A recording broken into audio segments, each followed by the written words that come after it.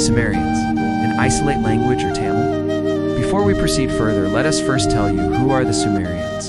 The Sumerians were one of the earliest civilizations known to man. They lived in a region known as Mesopotamia, which today is part of Iraq. The Sumerians are believed to have settled in this region around 4500 BC, and they flourished until around 1900 BC during their reign. They developed many things that helped advance human civilization, such as the wheel, the plow, and the sail. They also kept detailed records of their history and culture, which makes them one of the best understood ancient civilizations. The Sumerians spoke a language that is now known as Sumerian.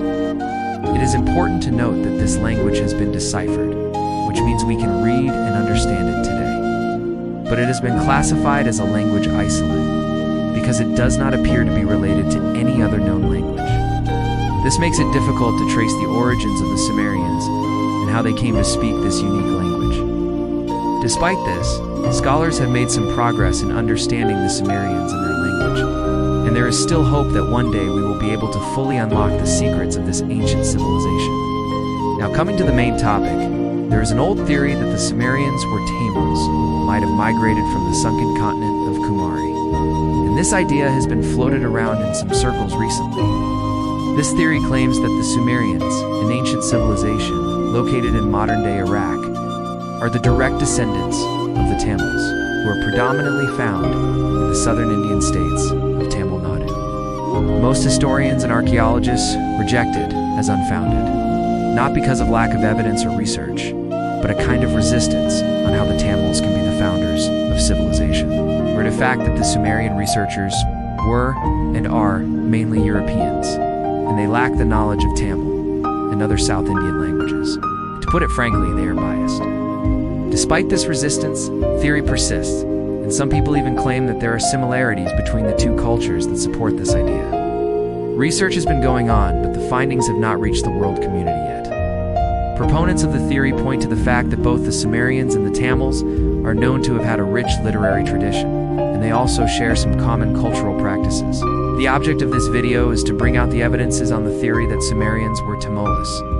Now, let us see how all this started, and how Elamite became Dravidian. The Sumerians were neighbors with another ancient people, known as the Elamites. The Elamites lived in a region known as Elam, which is located in modern-day southwestern Iran. The Elamites were a powerful and wealthy civilization who controlled important trade routes and had access to valuable resources. Like the Sumerians, the Elamites also had their own language, which is now known as Elamite. For a long time, it was thought that Elamite was a language isolate, just like Sumerian. However, in recent years, some scholars have argued that Elamite is actually related to the Dravidian languages. This claim is based on the work of linguist named David McAlpine. In his book, The Elamite Language, McAlpine presents a detailed analysis of the Elamite language and argues that it shares many similarities with the Dravidian languages, such as the structure of their sentences and the way they form their verbs. He also points out that there are a number of shared words between Elamite and Dravidian languages, which suggests a common ancestor. Despite this, many scholars remain skeptical of McAlpine's claims. They argue that the similarities between Elamite and Dravidian languages can be explained by other factors, such as language contact or borrowing. Furthermore, there is no archaeological evidence to support the idea that the Elamites had any connection to India or the Dravidian peoples. However, McAlpine's work has opened up new possibilities for understanding the history of the Dravidian languages and the Elamites. Further research may shed more light on this mysterious connection and help us learn more about these fascinating ancient civilizations. McAlpine's work still remains unchallenged till now. Now, while the world is quite ready to accept Elamite as a Dravidian language, they are not so in seeing Sumerian as an archaic form of Tamil. Why is this so?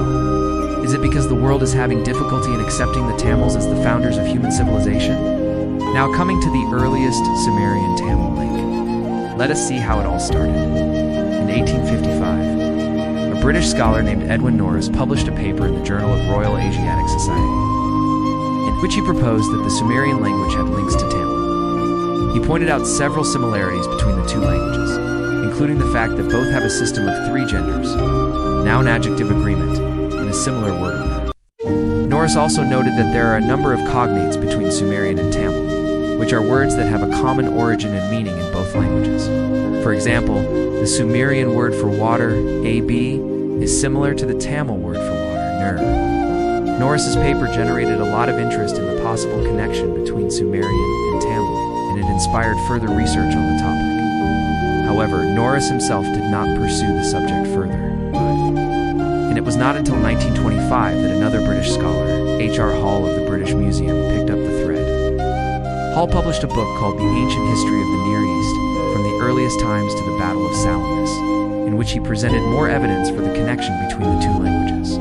Hall pointed out additional similarities between Sumerian and Tamil, such as the fact that both languages have a system of affixes, which are added to words to modify their meaning. He also noted that the Sumerian script, which is one of the earliest known writing systems, has some similarities to the Tamil script. Despite this, Hall's work was met with skepticism from many scholars who argued that the similarities between Sumerian and Tamil could be explained by other factors, such as the fact that both languages belong to the same language family. However, Hall's research paved the way for further investigation into the Sumerian-Tamil connection, and it laid the foundation for the work of later scholars, including Professor Sathasivam. Coming to the next researcher, Professor Sathasivam was a linguist from Sri Lanka, who conducted extensive research on the Sumerian-Tamil connection. His work, published in the book Sumerian-Tamil Parallels, presents a detailed analysis of the similarities between the two languages, including their grammar, syntax, and vocabulary. Professor Sathasivam was an Oxford-trained linguist. However, Sathasivam's research remains an important contribution to the study of the Sumerian-Tamil connection, and his work continues. To inspire further investigation into the topic, coming to the recent research, Dr. K. Loganathan is a Malaysian researcher who has dedicated his life's work to studying the connection between Sumerian and Tamil. Dr. Loganathan continued his research at the University Science Malaysia, where he spent 45 years exploring the Sumerian-Tamil link. He researched independently the Sumerian-Tamil link. His research has led him to conclude that Sumerian is nothing but an archaic form of Tamil, and that the similarities between the two languages go beyond mere linguistic coincidence. He believes that the ancient Tamil people migrated to Mesopotamia around 3000 BC, and that they brought with them their language, culture, and traditions. Dr. Loganathan's research has uncovered numerous similarities between Sumerian and Tamil, including similarities in their phonology, morphology, syntax, and semantics.